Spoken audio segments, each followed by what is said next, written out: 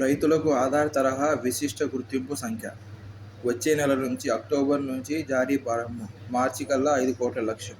వ్యవసాయ రంగాన్ని డిజిటలైజ్ చేసే లక్ష్యంతో రైతులకు ఇవ్వాలనుకున్న ఆధార్ తరహా విశిష్ట గుర్తింపు సంఖ్య జారీ వచ్చే నెల అక్టోబర్ నుంచి ప్రారంభించాలని కేంద్ర ప్రభుత్వం నిర్ణయించింది. వ్యవసాయ రంగం డిజిటలీకరణ పైలట్ ప్రాజెక్టును మహారాష్ట్ర, ఉత్తరప్రదేశ్లో అమలు చేశామని, 19 రాష్ట్రాలు ఇందులో పాలు పంచుకోవడానికి అంగీకరించాయని వివరించారు. ఈ విశిష్ట గుర్తింపు సంఖ్యతో ప్రభుత్వ పథకాలను వినియోగించుకోవచ్చని, కనీస మద్దతు ధరకు పంటలను అమ్ముకోవచ్చని, కిసాన్ క్రెడిట్ కార్డును ఉపయోగించుకోవచ్చని వివరించారు. ఆంధ్రప్రదేశ్ జనసాంద్రత చదరపు కిలోమీటర్ల జనాభాకు 327 మేర ఉన్నట్లు కేంద్ర వైద్య ఆరోగ్య శాఖ సోమవారం వెలువరించిన హెల్త్ డైనమిక్స్ ఆఫ్ ఇండియా 2022-2023 నివేదిక వెల్లడించింది. ఇది పట్టణ ప్రాంతాల్లో 4738, గ్రామీణ ప్రాంతాల్లో 212 మేర ఉంది. దేశంలో 2023 జూలై నాటికి జనాభా అంచనాలో పట్టణ, గ్రామీణ ప్రాంతాల్లో వైద్య ఆరోగ్య పరంగా ఉన్న మౌలిక వసతులు, మానవ వనరుల గురించి వెల్లడించిన ఈ నివేదిక ప్రకారం దేశంలో అత్యధిక జనసాంద్రత 14,491 మంది ఉన్న రాష్ట్రంగా ఢిల్లీ నిలిచింది. ఆ తర్వాతి స్థానాల్లో చండీగఢ్ 10,833, పుదుచ్చేరి 3,384. ఆంధ్రప్రదేశ్ పట్టణ, గ్రామీణ జనసాంద్రత కలిపి జాతీయ సగటు 425 కంటే తక్కువగా ఉంది. మొత్తం జనసాంద్రత విషయంలో 21, పట్టణ, గ్రామీణ జనసాంద్రతలో 16వ స్థానంలో ఉంది. ప్రమాదకరమైన ప్లాస్టిక్ కాలుష్య ఉధృతి అత్యధికంగా ఉన్న దేశాల్లో ఇండియాదే మొదటి స్థానమని తాజాగా వెల్లడైంది. ఇండియాలో ఏడాదికి 58 లక్షల టన్నుల ప్లాస్టిక్ వ్యర్థాలను తగలబెడుతుంటే మరో 35 లక్షల టన్నులను భూమిలోకి, జలవనరుల్లోకి వదిలేస్తున్నారు. పునఃశుద్ధి కాని ప్లాస్టిక్ వ్యర్థాలు ఎక్కువగా పోగుపడుతున్న దేశాల్లో ఇండియా తర్వాత నైజీరియా, ఇండోనేషియా, చైనా ఉన్నట్లు లీడ్స్ పరిశోధన తేల్చింది.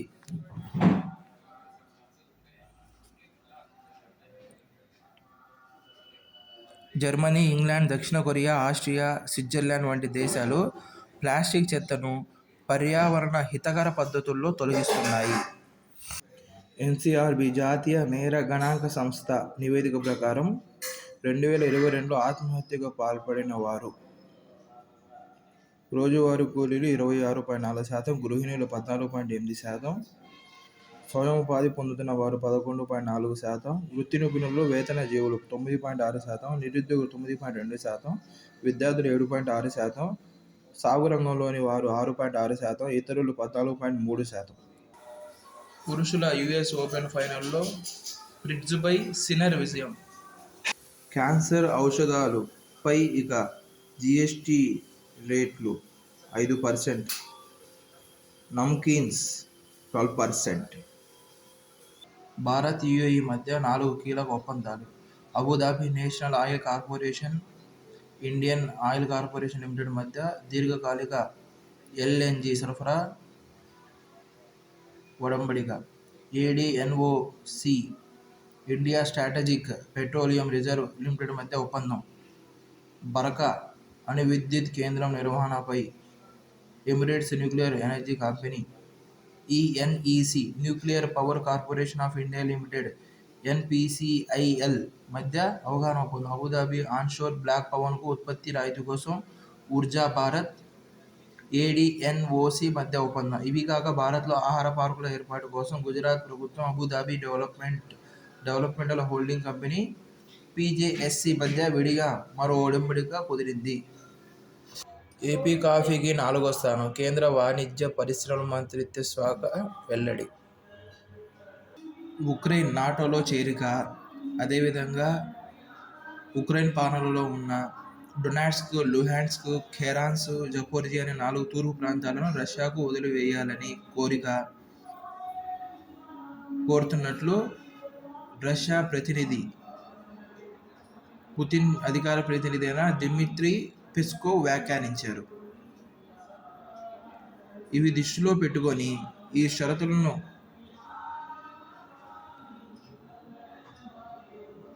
షరతుల మధ్య ఇండియా, చైనా, బ్రెజిల్లు రాజీ మార్గం కనుగొనడం ఎంతమాత్రం తేలిక కాదు. జైల్లో ఉన్న నిందితుడు మరో కేసులో ముందస్తు బెయిల్ కోరవచ్చు.